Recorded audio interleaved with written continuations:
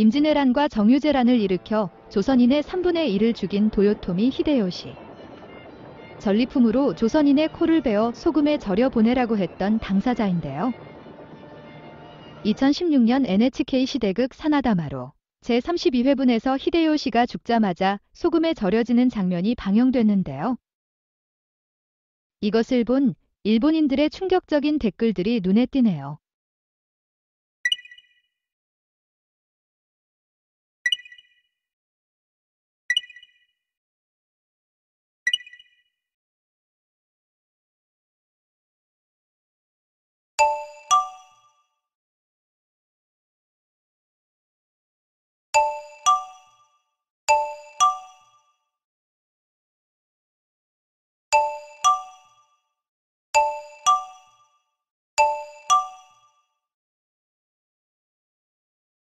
댓글 중에는 히데요시의 소금 절임을 조선인의 코를 베어 소금에 절인 만행에 비유하며 비꼰 것도 있네요. 우선 나머지 댓글들을 보시기 전에 히데요시의 죽음 직전과 직후, 그리고 남은 식솔들이 멸망하는 과정을 보시죠. 일본 각지에 묻혀있는 조선인 코무덤의 원혼을 달래줄 동영상 끝까지 봐주세요. 1598년 8월 5일 밤중에 중태인 히데요시는 은밀히 도쿠가와 이에야스와 마에다 도시예를 후시미성의 병상으로 불러 근심스러운 사후 조치에 대해 세세히 간청했는데요. 1. 조선에 있는 장병들의 신속한 귀국. 2. 철병이 완료될 때까지 죽음을 비밀로 할 것. 3. 5대 원로가 힘을 합쳐 아들 히데요리를 지켜주길 바란다. 5대 원로란 도요토미 정권의 최고 결정기관 역할을 하는 다이묘들입니다. 특히 히데요시는 도쿠가와 이에야스로 하여금 자신이 죽거든 아들 히데요리의 어미를 아내로 삼고서 정사를 대신하다가 히데요리가 장성하면 정사를 돌려주라고 하였는데요. 이처럼 히데요시는 도쿠가와 이에야스에게 사랑하는 아내를 내주면서까지 어린 아들의 뒷일을 거듭 부탁했는데요. 과연 도쿠가와 이에야스는 약속을 잘 지켰을까요? 마지막 유언을 한 지 13일째인 오전 2시경 62세의 나이로 사망했어요.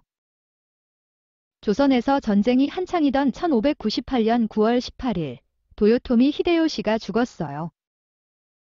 당시 실권자였던 도쿠가와 이에야스는 정치적 혼란을 우려해서 히데요시의 죽음을 비밀에 붙였어요.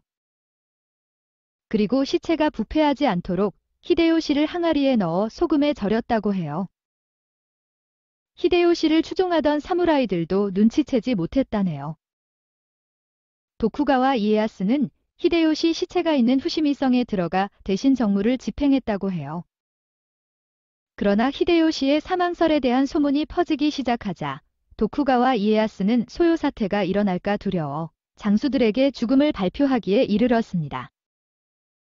그러나 일반 백성들에게는 반년 넘게 알리지 않았다네요. 습도가 높은 일본의 여름이라 시체는 금방 부패될 텐데요. 그래서 도요토미 히데요시는 소금에 절여져 항아리 속에서 6개월간 후시미성에 보관됐다고 해요. 시체의 일부분이라도 노출되면 부패하기 때문에 발끝부터 머리끝까지 소금에 묻혀 있었을 걸 생각하니 망자의 신세가 처량하네요. 또 다른 설은 몰래 감회장했다고도 하는데요. 2016년에 방영한 NHK 대하 드라마 사나다마루라는 시대극에서 도요토미 히데요시가 죽자 항아리에 넣어서 소금에 절여 후시미성에 임시 보관했다고 했어요. 방영 후 야후재팬의 지혜주머니에 올라온 질문과 답변을 한번 보시죠. 사라다마루의 제32회의 질문입니다. 시체가 된 도요토미 히데요시를 소금에 절여 항아리 속에 넣었다고 전개되었는데 사실에서도 시신의 도요토미 히데요시를 그랬어? 사나다마루에서 도요토미 히데요시가 죽은 뒤 소금에 절여져 있었는데 사실인가요? 사실이라고 생각됩니다. 히데요시의 유해가 죽은 후 어떻게 되었는지는 두 가지 설이 있습니다.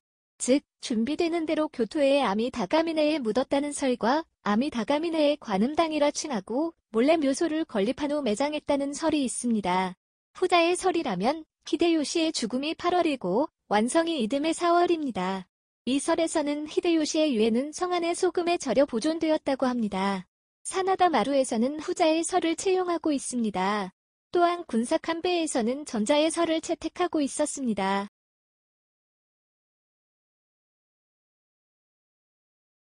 도요토미 히데요시의 유해는 이시다 미츠나리의 생각으로 죽음을 숨기기 위해 통에 담겨서 소금에 절였어요?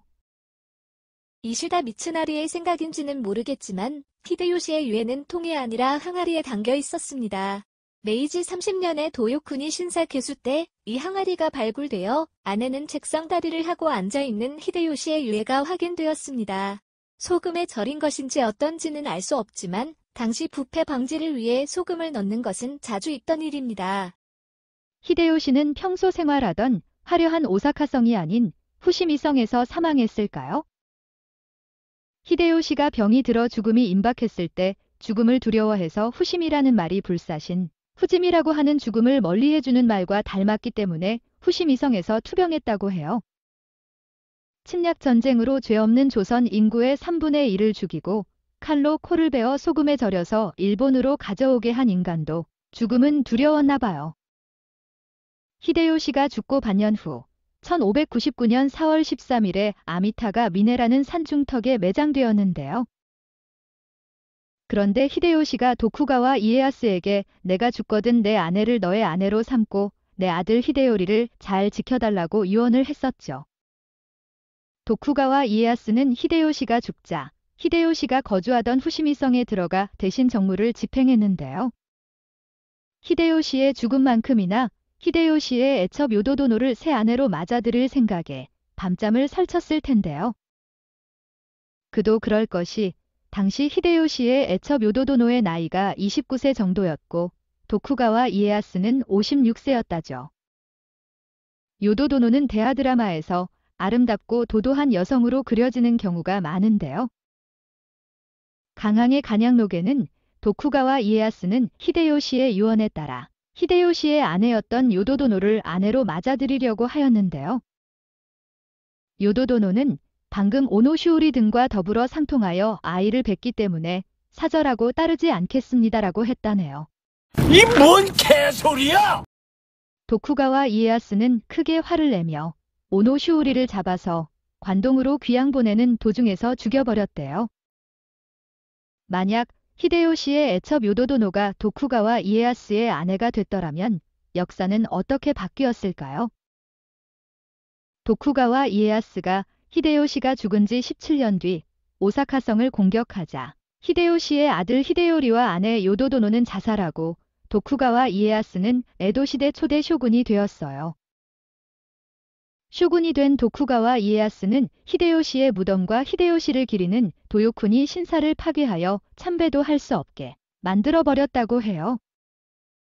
그리고 에도 시대를 거쳐 도쿠가와 막부를 멸망시킨 메이지 정부는 1880년에 히데요시를 기리는 도요쿠니 신사를 재건했고요. 히데요시가 죽은 지 300년기인 1897년에는 무덤을 아미타가민의 산 정상으로 이장했어요. 그때 히데요시의 무덤을 이장하기 위해 발굴했더니 직경 1m 정도의 항아리가 나왔는데요.